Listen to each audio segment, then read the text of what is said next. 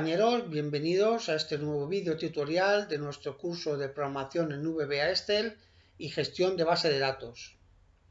Vamos a entrar en nuestra aplicación, para ello abriremos la carpeta donde teníamos guardado el archivo Excel, haremos doble clic sobre él y lo primero que va a pasar es que se nos presentará el formulario inicial o de presentación, lo vamos a cerrar.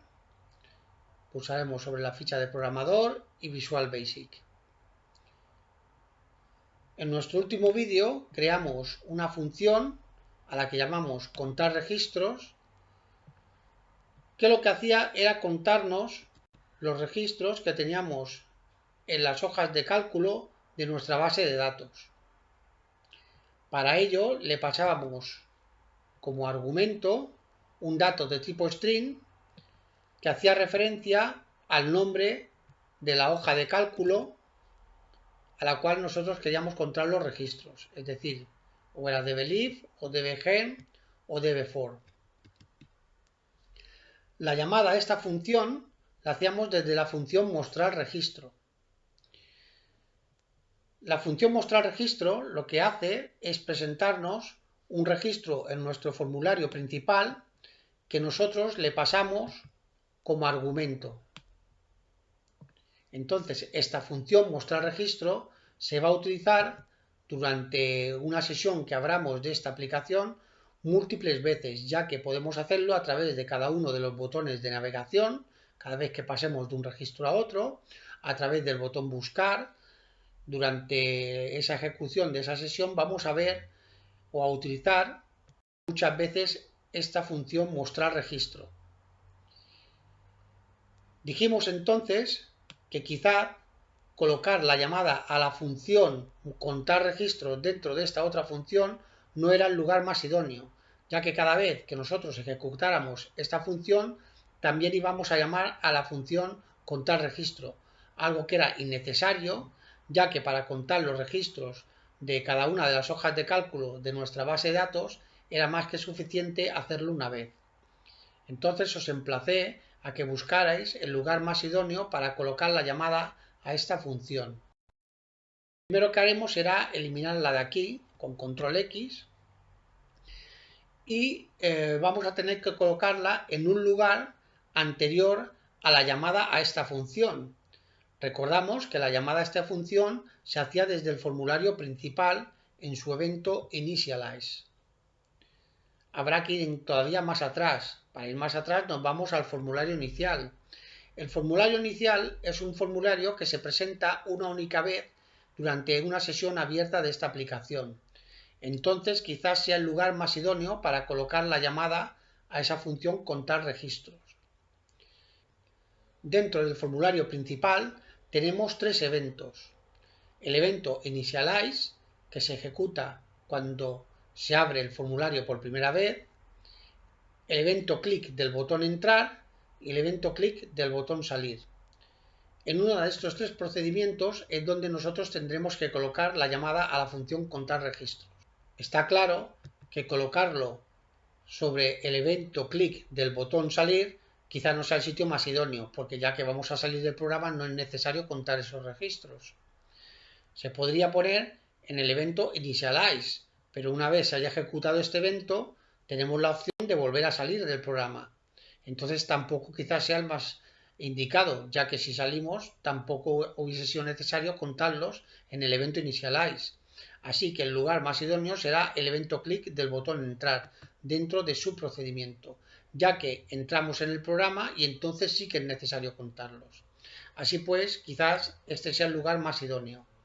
Vamos a colocarlo aquí al principio y vamos a tener en cuenta que no solo vamos a tener que contar los registros de la hoja de cálculo dbLeaf, sino que también va a ser necesario contar los registros de la hoja de cálculo dbGen y de la dbFor. Para ello haremos dos llamadas más a esa función. Vamos a crear entonces primero las variables a nivel de proyecto que van a contener también el valor de la cantidad de registros que tenemos en esas otras dos hojas de cálculo, ya que por ahora solo hemos creado una variable que va a contener la cantidad de registros de la base de datos o de la hoja de cálculo de Believe. Crearemos una nueva, public, para que tenga ámbito de proyecto, total, reg, en este caso, db, gen, as integer. Y vamos a crear otra para la hoja de cálculo formato, db_for, public, total, reg, db, for, as integer también. Bueno, ya tenemos nuestras tres variables a nivel de proyecto que van a contener la cantidad de registros de cada una de las hojas de cálculo de nuestra base de datos. Vamos a realizar esas llamadas para que se guarde la cantidad de registros dentro de estas variables. Nos vamos al formulario inicial y en el botón entrar, en el evento clic del botón entrar, dentro de su procedimiento vamos a hacer la llamada a la función pasándole como argumento las otras dos hojas de cálculo. Vamos a poner aquí pegar, esto lo vamos a cambiar, en vez de dbLeave va a ser dbgen y esto será dbgen, que es el argumento que contiene el nombre de la hoja de cálculo, y aquí haremos lo mismo, pero con db_for y aquí db_for. Así pues, una vez pulsemos clic en el botón entrar del formulario inicial, se va a ejecutar el evento vete entrar clic y se ejecutará también las instrucciones que lo contienen. Así pues, las tres primeras instrucciones lo que van a hacer es colocarnos dentro de la variable de ámbito de proyecto dbLeave, dbgen y db_for la cantidad de registros que hay en cada una de las hojas de cálculo. Y así habremos conseguido nuestro objetivo. Pues bien, una vez concretado este tema, vamos a ir al módulo general y vamos a observar que la última vez utilizamos dos instrucciones que eran nuevas para nosotros. Una de ellas era la instrucción do while loop, que dijimos que era una instrucción de bucle condicional, y la otra era la condición de esta misma instrucción que tenía un formato de jerarquía, ya que primero hacíamos una llamada a la hoja de cálculo, posteriormente poníamos el punto y seguidamente poníamos una llamada a una celda de esa hoja de cálculo. Como veis, aquí hay una jerarquía en la cual está en un nivel superior la hoja de cálculo y en el siguiente la celda de esa hoja de cálculo. Pues bien, estos dos conceptos nuevos, tanto el de la jerarquía de los objetos en VBA como el de la instrucción de bucle condicional do while, vamos a verlos con más detenimiento. Y vamos a empezar con lo que es la jerarquía de objetos en VBA.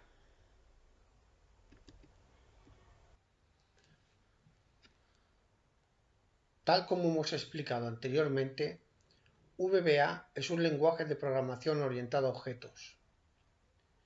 Estos objetos ya están creados en Excel y siguen un modelo que se rige a través de una jerarquía que los engloba en diferentes niveles. En la parte superior de esta jerarquía se encuentra el objeto principal que los contiene a todos. Es el objeto Application, que hace referencia a la misma aplicación Excel, a partir de la cual emanan el resto de objetos. Cada vez que queramos acceder a un objeto del nivel inferior, deberemos utilizar el punto después del objeto actual. Así pues, justo debajo del objeto Application nos encontramos con el objeto Workbooks, que hace referencia a la colección de libros de trabajo que se encuentran abiertos en ese momento. Cada sesión que hayamos abierto con Excel será un libro de trabajo diferente y se podrá acceder a él colocando su nombre como un argumento entre paréntesis y comillas, o colocando un índice que identificará cada libro en el orden en que fueron creados. Entre las propiedades más importantes del objeto application se encuentra la propiedad thisWorkbook, que devuelve el libro donde se está creando el código en VBA, o la propiedad activeWorkbook, que devuelve el libro de trabajo activo. Si colocamos de nuevo un punto detrás del objeto Workbooks, bajaremos un nuevo nivel, encontrándonos con el objeto Sheets, que hace referencia a las hojas de cálculo del libro de trabajo indicado en el nivel anterior. Para acceder a cualquiera de las hojas de cálculo, indicaremos su nombre como un argumento entre paréntesis y comillas. Por último, si colocamos un nuevo punto, bajaremos al nivel más básico del libro de trabajo, el acceso a las celdas de la hoja de cálculo a través de objetos como range o cells. El objeto range puede representar una celda o un conjunto de ellas. Para acceder a una celda determinada, pondremos la letra que representa la columna y el número de fila, como un argumento entre paréntesis. Para representar un rango de celdas, indicaremos como argumento entre paréntesis y comillas la celda inicial del rango y la celda final, separadas entre sí por 2 puntos. Una vez especificada la celda o el rango, podremos acceder a cualquiera de sus propiedades. El objeto cells representa una única celda que se referencia como un argumento, indicando el número de fila y el número de columna, separados por una coma.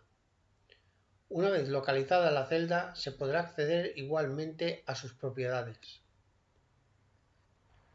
Así pues, la celda marcada se podría referenciar con los dos objetos range y cells.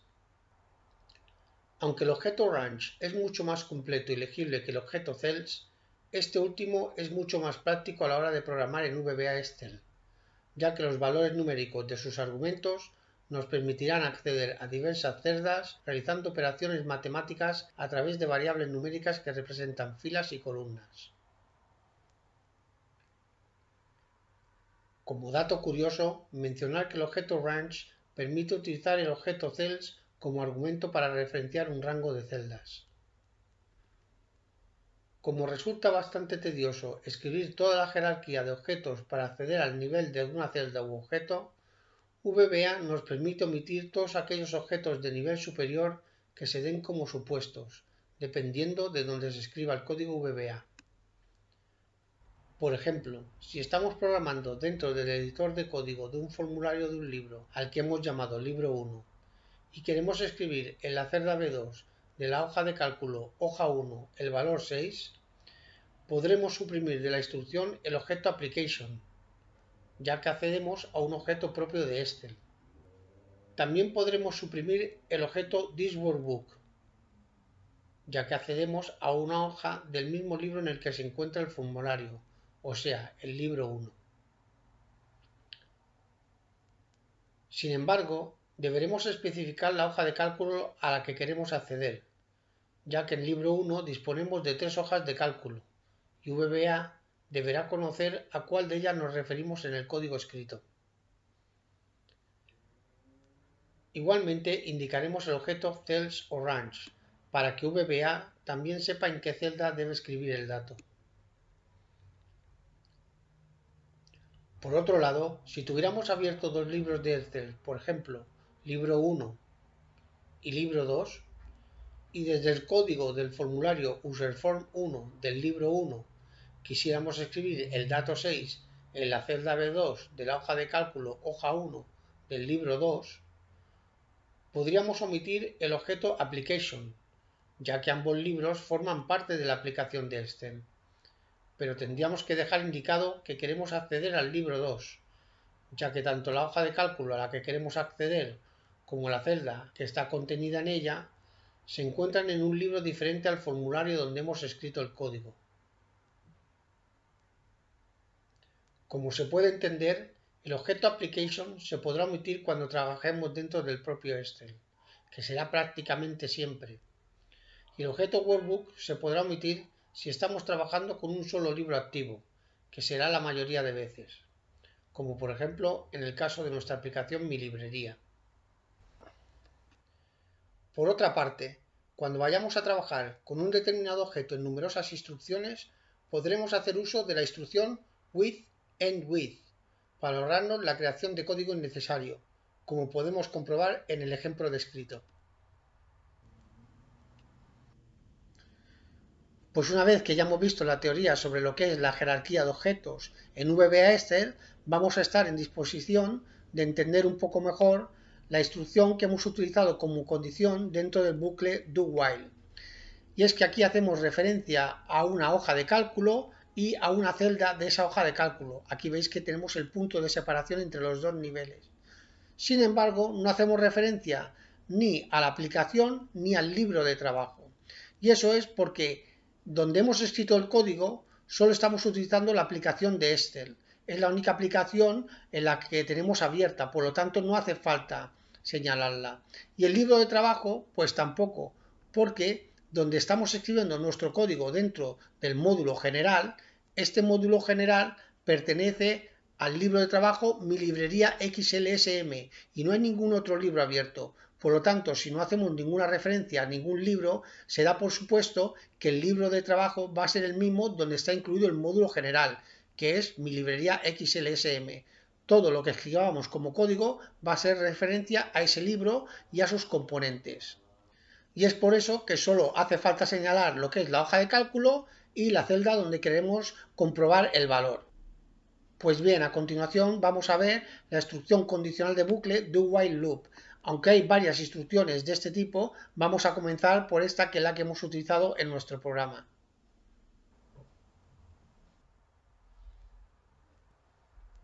Podemos definir un bucle como un determinado número de instrucciones que se ejecutan en un programa de forma reiterativa. En el ejemplo que vemos, estas dos instrucciones se repetirán continuamente mientras que n sea menor o igual que 100. Por lo tanto, se ejecutarán 100 veces. Dentro de las estructuras de tipo bucle podemos distinguir tres clases claramente diferenciadas. Las instrucciones de bucle condicional, que se repiten mientras una condición se cumpla, como do-while loop, o hasta que una instrucción se cumpla, como do-until loop. Las instrucciones de bucle numéricas, que se repiten un número determinado de veces a través de una variable contador, como la instrucción for next. Y por último, las instrucciones de bucle que recorren los elementos de una colección, como por ejemplo for each next. En esta ocasión estudiaremos la instrucción de bucle condicional do-while. La instrucción de bucle condicional do-while se puede utilizar de dos formas. Podemos encabezar el bucle con las palabras clave do-while y cerrarlo con loop, o podemos comenzar con la palabra clave do y cerrar el bucle con loop-while. En el caso de la sentencia do-while loop, se evaluará primero la condición y si es cierta, se ejecutará el bloque de instrucciones. Al llegar a la instrucción loop, se devolverá el flujo del programa al encabezado do-while, volviendo a evaluar la condición. Este bucle se repetirá continuamente mientras que la condición sea cierta. Si la condición se evalúa como falsa, no se ejecutará el bloque de instrucciones y se seguirá con la ejecución del código después de la instrucción loop. En el caso de la estructura do loop while, primero se ejecutará el bloque de sentencias que comienza después de la instrucción do. Cuando se llegue a la instrucción loop while, se evaluará si la condición es cierta o falsa. En el caso de ser cierta, se devolverá el flujo de programa a la instrucción do y se ejecutarán de nuevo las instrucciones. Este bucle se repetirá continuamente mientras que la condición sea cierta. Solamente cuando la condición sea falsa, se seguirá el flujo normal de sentencias del programa a continuación de la instrucción loop while. La principal diferencia entre una estructura y otra es que en la segunda el bloque de sentencias se ejecutará como mínimo una vez, al estar la evaluación de la condición al final del bloque, mientras que en la primera, si la sentencia es falsa en la primera comprobación, el bloque de instrucciones no se ejecutará ninguna vez. Indicar por último que podremos salir del bucle cuando lo deseemos, haciendo uso de la instrucción exit do.